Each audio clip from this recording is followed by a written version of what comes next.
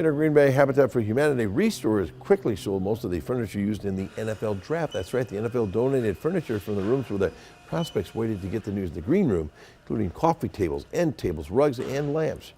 People rushed to buy the items after the ReStore announced that big sale yesterday.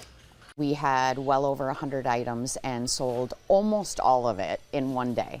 It goes to show that a lot of people were interested in having a piece of history in their homes, so everybody wins. No doubt the money raised will help Habitat for Humanity build more homes here in the community.